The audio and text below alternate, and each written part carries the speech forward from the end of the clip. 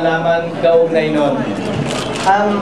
Walang masamang tinapay o personal na pinag-alitan kaugnay ng paglisan ko sa NPC. Binigay ko ang 3 dahilan. Una, dahil hindi tamang may partido sino mang nagpaplanong tumakbo. Pangalawa, kung siya'y magiging mas magagawa niya ang kanyang trabaho.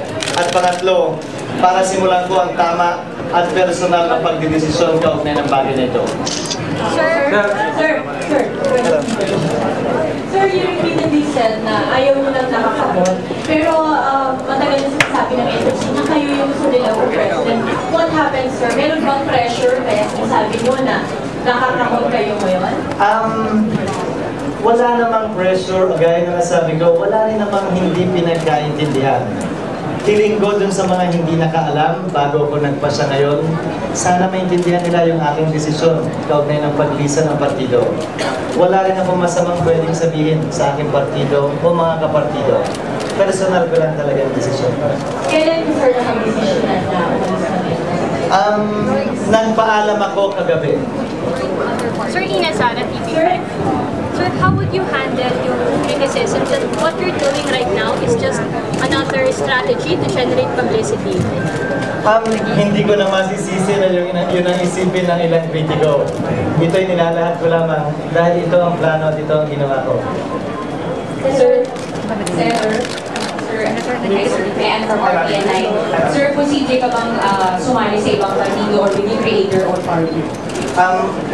5 minuto pa lamang ako malaya mula sa ating dating partido. Konting panahon lang siguro. Sir, isa pa, kung kahalas ka sa makinarya ng partido, sakaling matuloy kang tumakbo, saan mo kaya kukunin ang boto mo just to be transparent para sa kampanya? Ilalahad yun ng sino mang tatakbo. Magbabayad pa nga daw ng 5% kaugnay sa gastusin sa halalan. Hindi ko alam sa ngayon at hindi ko kayang sagutin ang iyong tanong. Ang alam ko lang ay ito. Magaang ang balikat ko at magaang ang dibdib ko. Wala akong pasanin at nakangiti ako. Senator Cheese, Senator Cheese,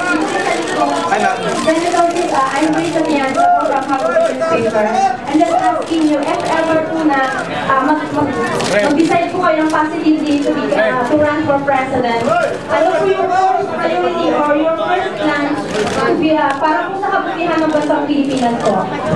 Ang dapat na unang tugunan ng sino mang susunod na Pangulo ng Bansa, tugunan ang problema kaugnay sa katiwalian o corruption sa gobyerno. Gaano mang kagaling ang mga plano mo kung wala ka namang pera para gawin yon dahil binubulsa, wala ka rin maitutulong sa ordinaryong mamamayan. Magandang umaga po, Mr. President. Ito po ay isang katanungan para sa 11 million na bumoto kay Senator Antonio Trillanes. Kung sakali po ba na kayo ay naging presidente, malaya na po ba ang ating senator? At ako ang dalawa ay sama-sama sa kalakayang natutulong sa pagpunlad ng ating bayan? Pagkakaisa po ang nararapat at kinakailangan sa ating bansa. Tulad ng nabanggit ko, walang pinipili.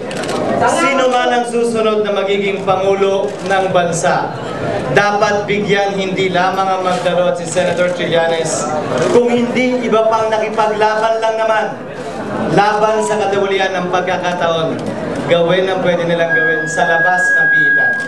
Salamat po ng marami. Mabuhay si Senator!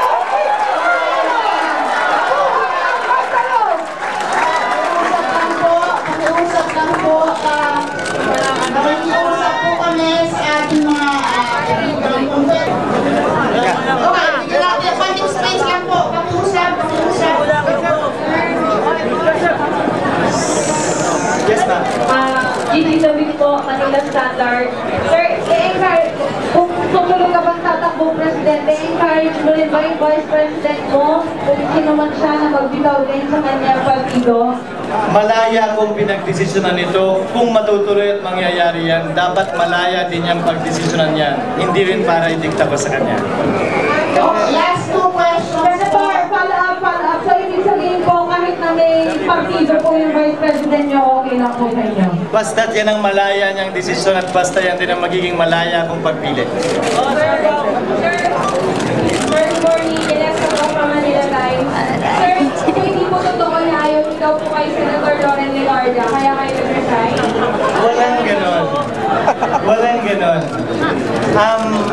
Binanggit ko ang mga dahilan kung bakit ako nagbitiw. Wala nang dagdag yun at wala rin kulang. Okay,